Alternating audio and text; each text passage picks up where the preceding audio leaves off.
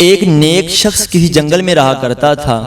اس کے پاس ایک مرغ، ایک گدھا اور ایک کتا تھا۔ مرغ صبح سویرے اسے نماز کے لیے جگاتا، گدھے پر پانی اور دیگر سامان وہ لاد کر لاتا اور کتا اس کے مال و متاع اور دیگر چیزوں کی رکھوالی کرتا۔ ایک دن ایسا ہوا کہ اس کے مرغ کو ایک لومڑی کھا گئی۔ تو جب اس نیک شخص کو معلوم ہوا تو اس نے کہا کہ اس میں میرے لیے بہتری ہوگی۔ وہ اپنے رب عز و جل کی رضا پر راضی رہا اور صبر کا دامن نہ چھوڑا۔ لیکن گھر والے اس سے بہت پریشان ہوئے کہ ہمارا بہت نقصان ہو گیا۔ تو چند دن کے بعد ایک بھیڑیا آیا تو اس نے ان کے گدھے کو چیر پھاڑ ڈالا۔ جب گھر والوں کو اس کی اطلاع ملی تو وہ بہت پریشان ہوئے، بہت غمگین ہوئے کہ ہمارا بہت بڑا نقصان ہو گیا۔ لیکن اس نیک شخص نے کوئی بے صبری والے جملے زبان سے نہ نکالے، بلکہ یہ کہا کہ اس گدھے کے مر جانے میں ہی ہمارے لیے عافیت ہوگی۔ پھر کچھ عرصے کے بعد کتے کو بھی بیماری نے گھیر لیا اور وہ بھی مر گیا۔ لیکن اس صابر و شاکر شخص نے پھر بھی بے صبری اور ناشکری کا مظاہرہ نہ کیا، بلکہ وہی الفاظ دہرائے کہ اس کے مر جانے میں ہی ہمارے لیے عافیت ہوگی۔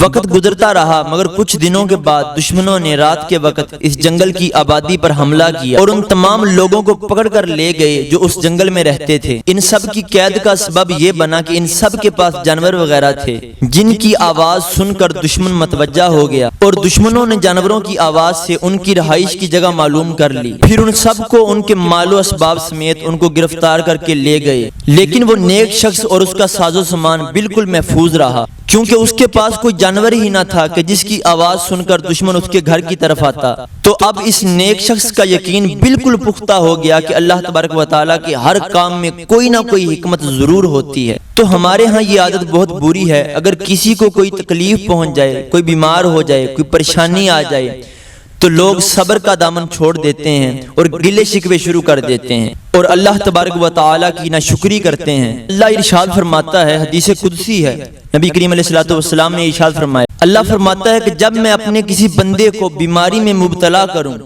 اور وہ اس پر صبر کرے اور کسی سے شکایت نہ کرے، اللہ فرماتا ہے تو میں اس کے گوشت کو اچھے گوشت سے اور اس کے خون کو اچھے خون سے بدل دیتا ہوں۔ پھر میں اسے شفا دوں تو ایسی شفا دیتا ہوں کہ اس کے نامہ اعمال میں کوئی گناہ نہیں رہتا، تو اپنی رحمت کاملہ کے سائے میں لے جاتا ہوں کہ اس کے نامہ اعمال میں کوئی گناہ نہیں رہتا۔ تو ناظرین صبر کیجئے، اگر کوئی پریشانی آ جائے، مشکل آ جائے، بیماری آ جائے تو لوگوں کو نہ بتائیے۔ حضرت رابعہ بصری رضی اللہ تعالی عنہا اب بہت بڑی صوفیہ، بہت بڑی ولیہ تھی۔ ایک مرتبہ ایک شخص کو دیکھا جو ماتھے پر، جو سر پر پٹی باندھ کر جا رہا تھا۔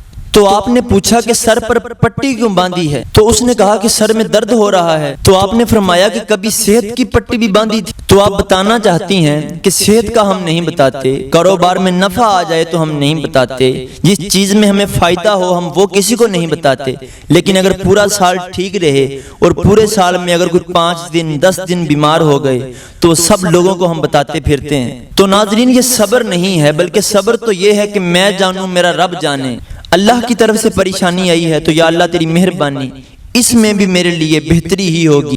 تو ناظرین جب بھی اللہ تبارک و تعالی ہمیں کسی مصیبت میں مبتلا کرتا ہے تو اس میں ہمارا ہی فائدہ، ہماری ہی بھلائی پیش نظر ہوتی ہے۔ تو اللہ تبارک و تعالی ہم سب پر اپنا رحم و کرم فرمائے۔ وما توفیقی الا باللہ۔